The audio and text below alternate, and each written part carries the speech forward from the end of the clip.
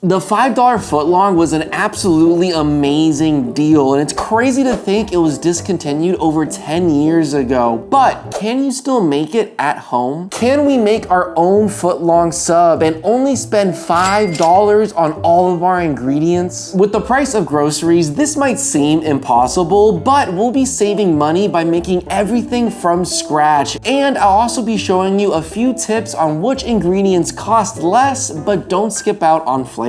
In the end, we'll see if the $5 footlong is still possible or if it's truly gone and part of a distant memory. First thing we're gonna make is our bread, which of course has to be the superior Italian herbs and cheese variety. I'm gonna grab myself a bowl and a digital scale because it just makes making bread easier, but I will provide the measurement cups in the description down below. In the bowl goes 400 grams of bread flour, followed by 8 grams of salt, 8 grams of granulated sugar, and 7 grams of instant yeast. Make sure you're using instant yeast and not active dry yeast so you don't have to bloom it and deal with all that hassle. Oh, and as an added bonus, you could buy one of these jars of instant yeast. It's a lot cheaper than the individual packets and it lasts in the fridge for a decent amount of time. Now I'm gonna whisk all those ingredients together just to get them evenly dispersed, and then I'm gonna pour in 240 grams of water followed by 15 grams of melted unsoftened butter. I'm gonna grab a large spoon and I'm just gonna mix everything together until all the flour is somewhat hydrated. I'm not gonna fully mix it thoroughly yet. From here, I'm gonna grab my stand mixer, and you can make this without it. I'm just using it because honestly, I don't use it nearly as much as I should. You really don't need it. It only changes one specific step, which is the kneading portion. I'm gonna attach the bowl into the stand mixer and I'm gonna set it to 1 speed. I'm gonna now knead this dough for 10 minutes. You should see as I'm kneading it, the dough will start coming more and more together and start smoothing out as every minute goes by. If you're doing this by hand, all you need to do is just knead it for 10 minutes by hand. I promise it's not that hard. Just give it a full 10 minutes and you get the same product. At the end of the 10 minutes, you should have a nice, smooth, easy to work with dough. This dough is not a very sticky dough, so it makes it especially easy to knead it by hand. Now to see if your dough is ready, we're gonna do something called the window pan test. So we're just gonna rip off a small piece of the dough and you should be able to stretch it so thinly that you could see your fingers through the dough and it won't tear. If your dough tears and rips before you can see through it, that means you need to knead it for a little longer. If it's perfectly kneaded, you should see your fingers and you might have to bring it up to the light of your kitchen just so you could better see through the dough. Now our dough here has perfectly passed that window pane test. I'm gonna throw it back in our dough and knead it all back together, and then I'm gonna drop it in our bowl with a towel on top of it. I'm gonna let it rest and double in size for 1 hour. In the meantime, we're gonna be making our super cheap from scratch mayo. In a small container, I'm gonna crack in 1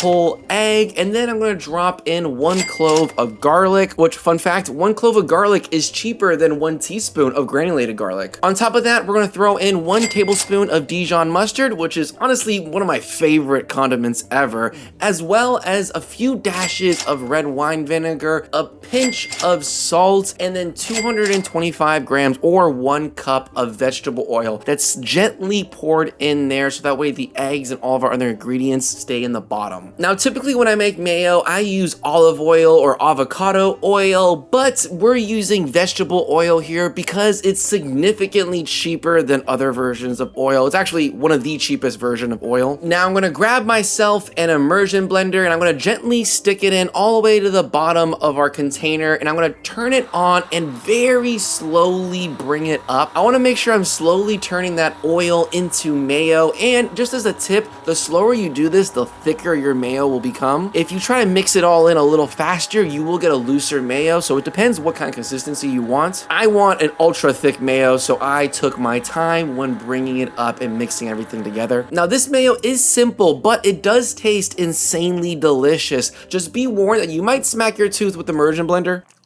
Oh, ow, my tooth. Now back to our dough. It has been an hour and it has doubled in size. I'm gonna now punch all the air outside of the dough, which is my favorite part, fun fact, and I'm gonna flop it down on our work surface. I'm also gonna head on over to our oven and set it to 425 degrees convection bake, and I'm gonna load in a pizza tray as well, but you could ignore this step because I ended up not using it when it was time to bake it. Now I'm gonna cut our dough into 2 pieces that are 250 grams each. There will be some leftovers, but I'll show you what we're gonna do with that soon. Now we're gonna pinch and tuck all the dough in on itself, and then once it's nicely tucked together, we're gonna roll it out into a nice little sub shape. This is by no means the most professional way of doing it, but to me it's the simplest way, and it's really not that hard. Just keep rolling it out as if it's a piece of Play-Doh, and you wanna make sure you're rolling it out to a length that is 14 inches. A foot-long sub is 12 inches, but when we bake them, it will shrink a decent amount, so make sure you're getting it to 14 inches. Once you got it nicely rolled out, we're gonna place it on a parchment lined sheet tray along with our other piece of our foot-long sub. Now, if you look closely, the bread is looking a little narrow and thin. Don't worry, we're gonna now let it double in size, so we're gonna put a lid over top of it and a nice towel over that, and we're gonna let this sit and double for about 30 minutes. Now for that excess dough I mentioned earlier, I'm gonna roll them into 4 little pieces and toss them into a little tiny ramekin. We'll be baking them very soon into dinner rolls. 30 minutes later, we're gonna check on our dough, and as you can see, it is doubled very nicely. Now it's starting to resemble something like a sub. I'm gonna hit it with a little bit of spray olive oil just to coat it so it gets nice and brown. And with a knife or with one of these little bread lames, wherever they're called, you're gonna cut the bread. You could cut them diagonally like this, or do one nice long cut down the middle of the bread. Now I'm gonna sprinkle our classic Italian herbs seasoning, which this is just a pre-mixed dry herb blend, and I'm gonna sprinkle on some nice shredded Parmesan cheese. Now our subs should honestly be looking extremely delicious right now, and they haven't even been baked yet, but we're gonna do that right now. We're gonna throw them in the oven, but first we gotta take out our sheet pan that I threw in there earlier. I initially wanted to slide them onto that while it was hot, but that's just too much work. Instead, we're gonna just throw them straight in the oven,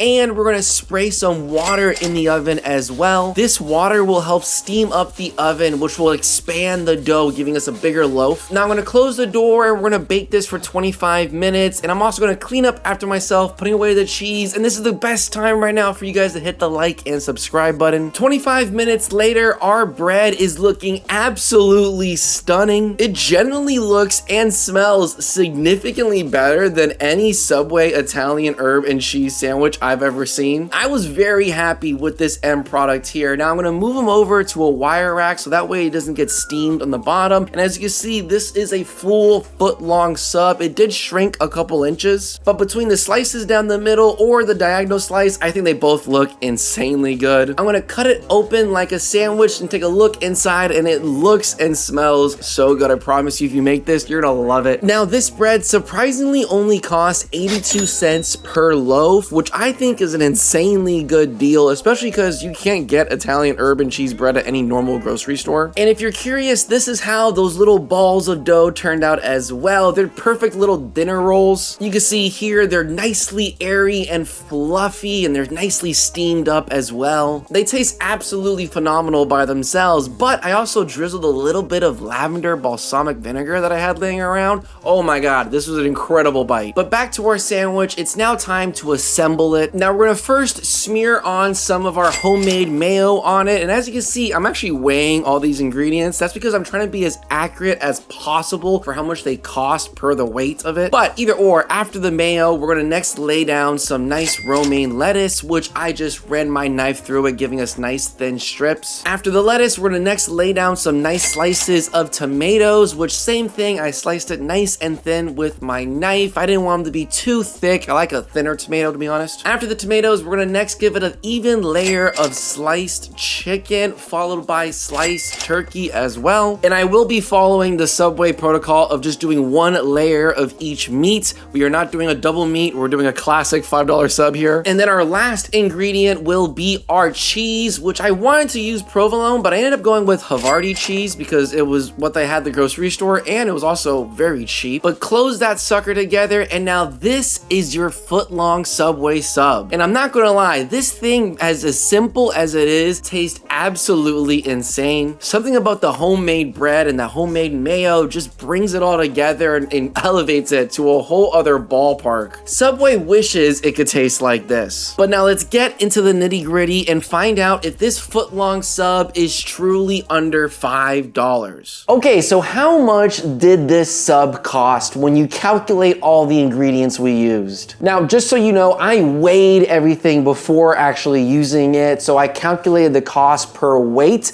not per the item itself. I'm actually pretty confident with my calculations, and I actually rounded up whenever I could. The only two things I forgot to weigh because it was so light was the Italian herb seasoning I put on top of the bread and the shavings of parm, but I didn't use that much of each, so I can't imagine it's more than a few cents. And I also want to mention that I bought all my ingredients for the most part at Aldi, the cheapest grocery store option I have in my area. But when you add everything all together, the grand total for this footlong sub came in at $4.59, which honestly surprised me, especially in this day of age where everything's so expensive nowadays. The idea that you can make a full footlong sub that tastes as good as it did and was as filling as it was for just less than $5 blew my mind. So the Subway $5 footlong is 100% still a thing, but you just have to make it at home. If you want more inexpensive, cheap recipes, highly recommend you guys check out this $8 duck recipe I have for you here. Thank you so much for watching. Please hit the like and subscribe button and have a wonderful rest of your day.